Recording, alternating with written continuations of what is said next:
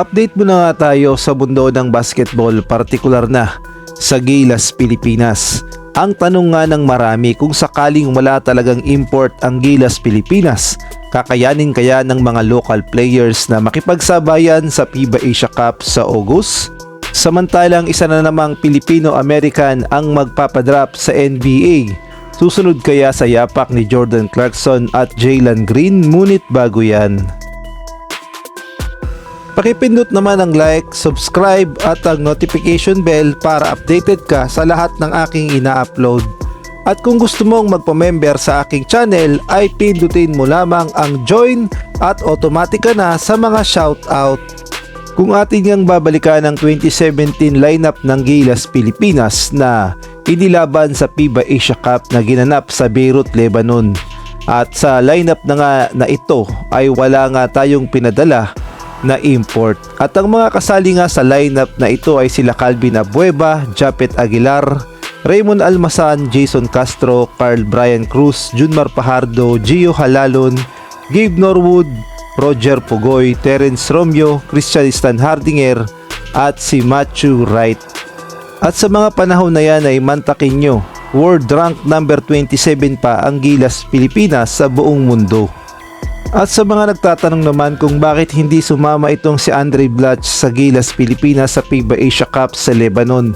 Ayon kasi sa mga lumalabas na balita noon ay mukhang iniiwasan ni Andre Blatch ang Lebanon o ang bansang Lebanon at hindi pa nga kumpirmado kung ano ang dahilan.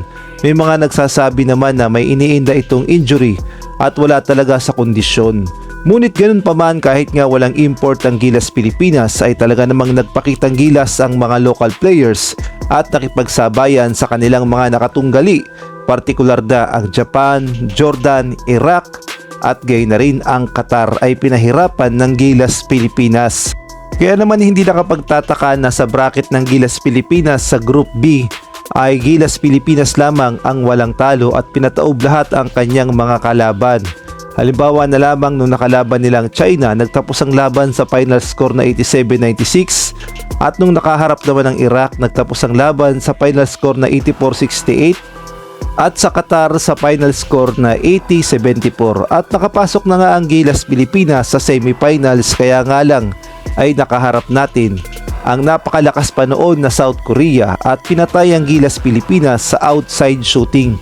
Ito nga lang ang kauna-unahang talo ng Gilas Pilipinas sa kamay ng South Korea, kaya naman ang nangyari ay hindi tayo nakausad sa finals at na-eliminate ang Gilas Pilipinas.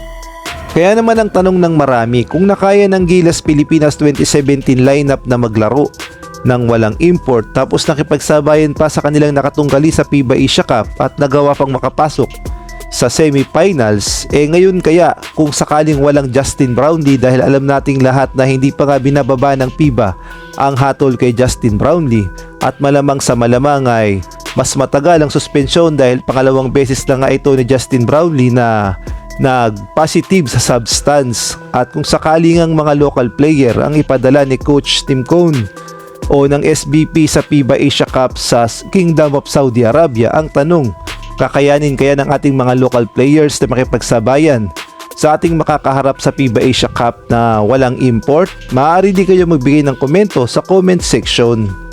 At sa tingin nyo, mas malakas kaya ang lineup natin ngayon kumpara sa 2017 lineup ng Gilas Pilipinas?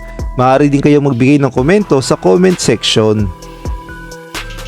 Sa ibang balita naman, isa na namang Filipino-American ang nag-declare na magpapadrop sa 2025 NBA draft. Ito nga ang anak ng NBA legend na si Ron Harper, na si Dylan Harper, na ayon nga sa mga report ay nag-declare na nga na magpapadrop na sa NBA. At isa na naman itong Filipino-American na aabangan ng mga Filipino fans na kagaya na lamang ng inaabangan natin na si Jordan Clarkson at si Jalen Green.